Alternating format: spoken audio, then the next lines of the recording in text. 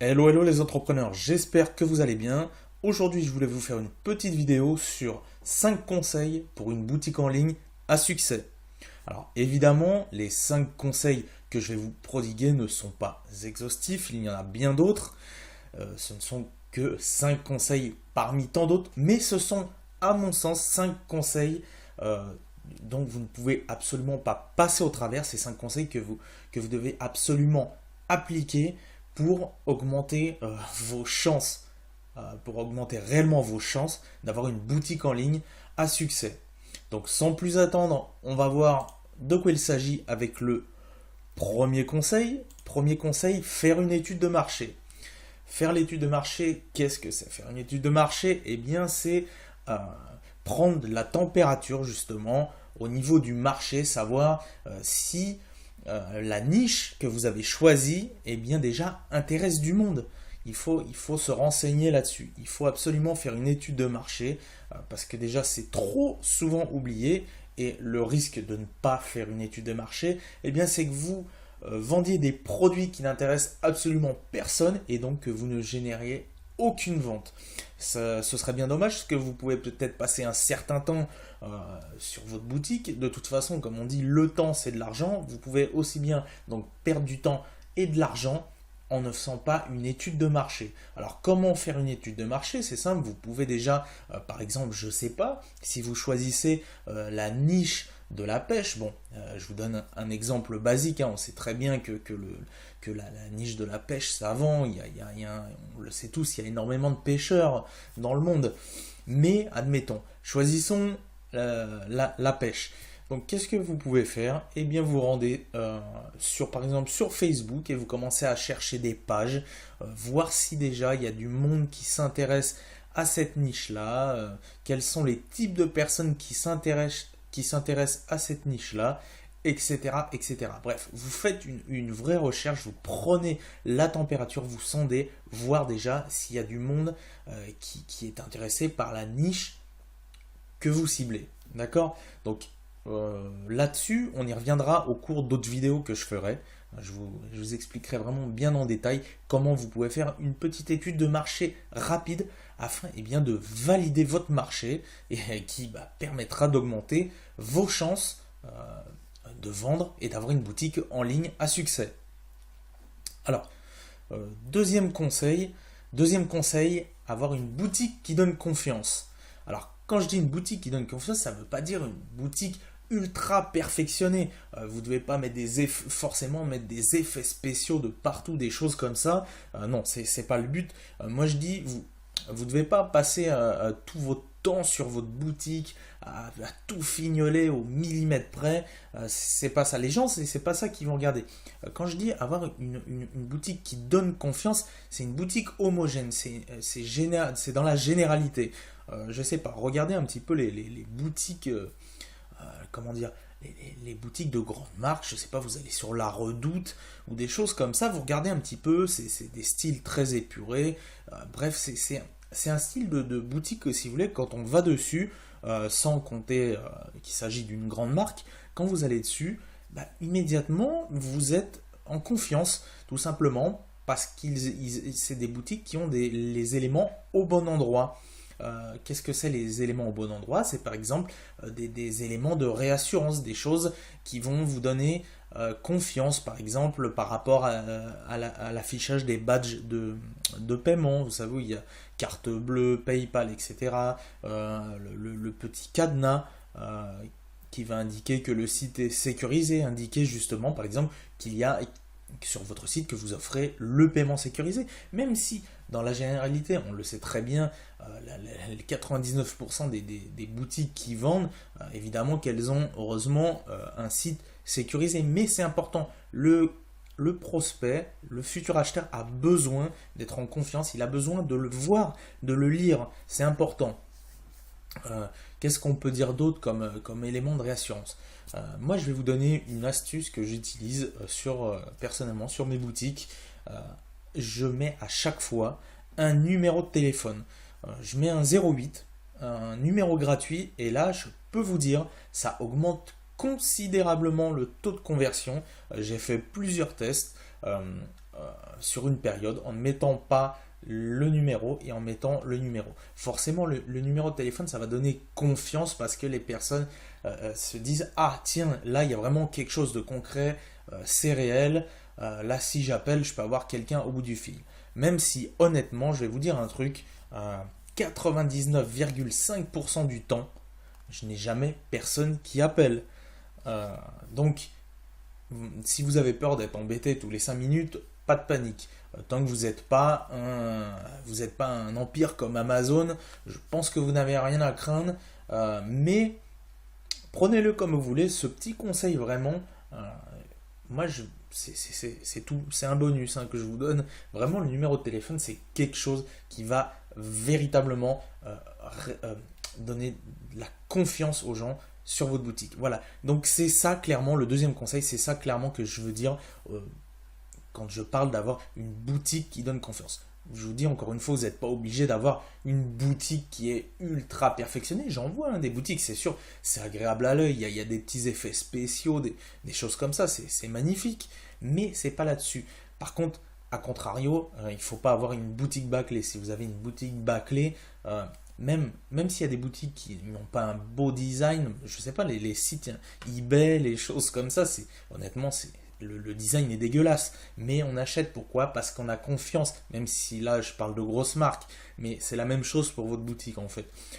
Vous pouvez avoir, il faut au moins qu'il y ait un design que les gens ont l'habitude de voir, qui reconnaissent. Faites pas quelque chose enfin je sais pas, là j'ai pas d'exemple concret à vous montrer sous les yeux parce que j'ai pas fait de recherche, mais par exemple, quand je suis sur Facebook ou Instagram, j'ai régulièrement des publicités qui s'affichent avec des boutiques en dropshipping. Moi j'ai l'habitude maintenant, depuis le temps, j'ai l'habitude de les reconnaître. Le design de base est très souvent le même. Et je tombe trop souvent sur des boutiques qui renvoient sur des sites dégueulasses. C'est pas possible. Il y a rien qui donne confiance. Moi, quand c'est comme ça, je clique, j'atterris sur la page, je reste même pas 5 secondes sur le site, je pars tout de suite. Voilà donc pour ce deuxième conseil. Troisième conseil, avoir des fiches de produits bien travaillées. Alors là, les amis, c'est très très important. Je vais vous dire tout de suite, comme je l'ai énuméré là, évitez à tout prix les fiches produits à la chinoise. Attention, il n'y a rien de raciste là-dedans. Vous allez comprendre tout de suite pourquoi.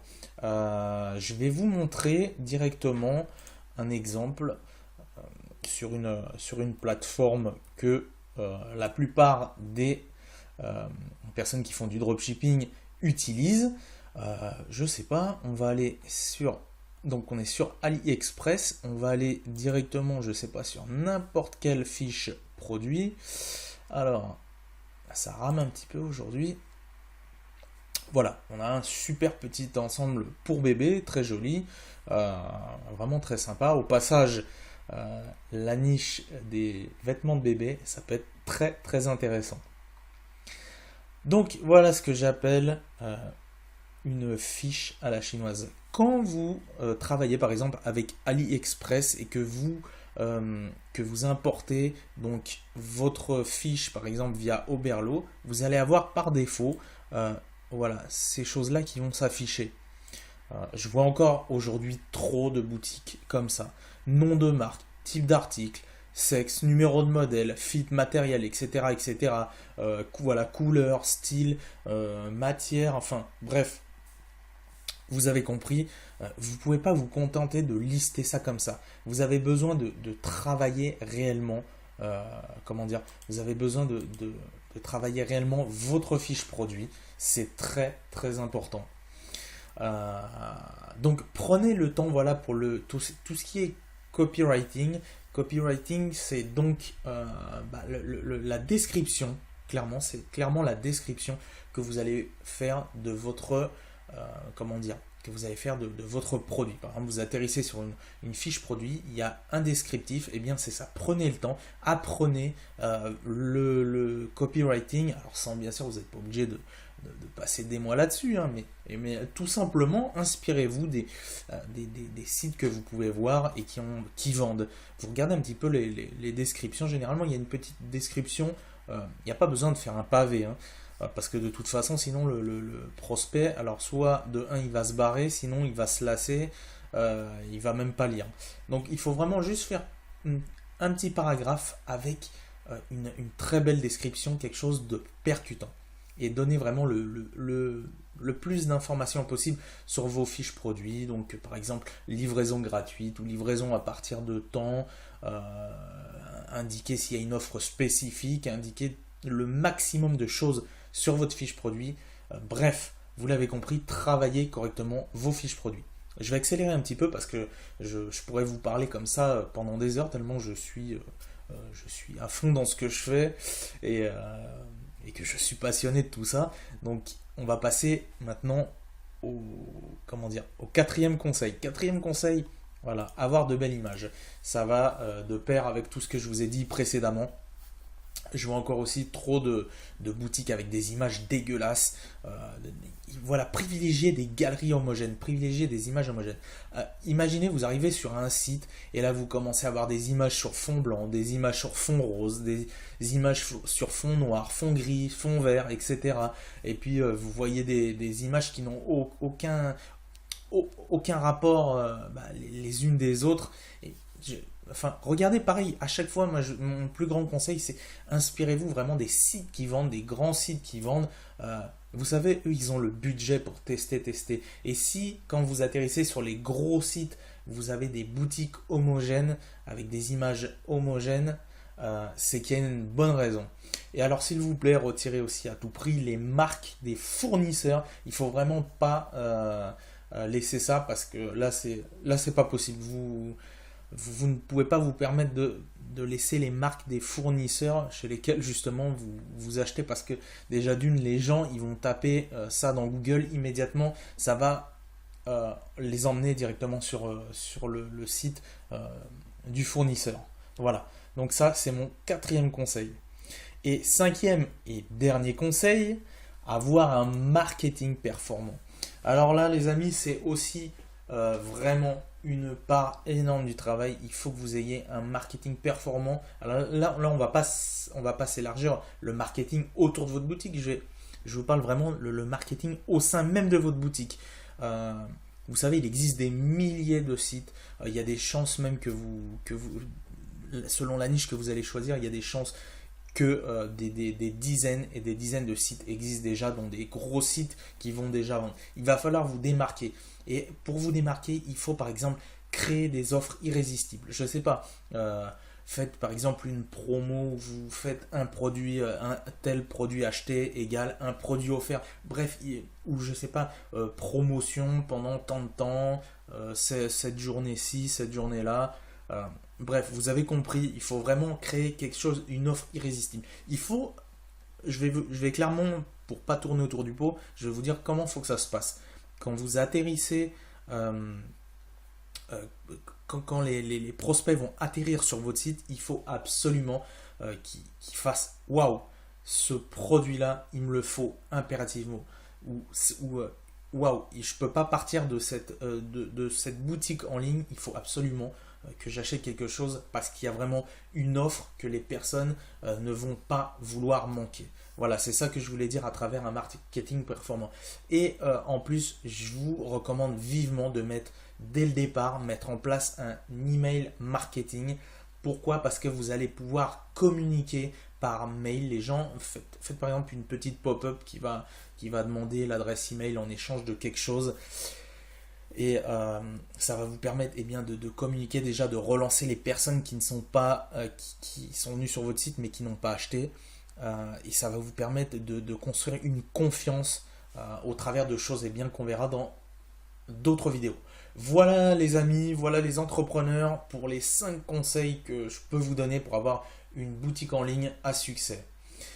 Écoutez, j'espère que cette petite vidéo vous a plu. Moi déjà je vous recommande, si ça vous a plu, n'hésitez pas à vous abonner, parce que là je vais balancer pas mal de vidéos qui risquent de vous intéresser pour justement créer un empire dans votre boutique en ligne.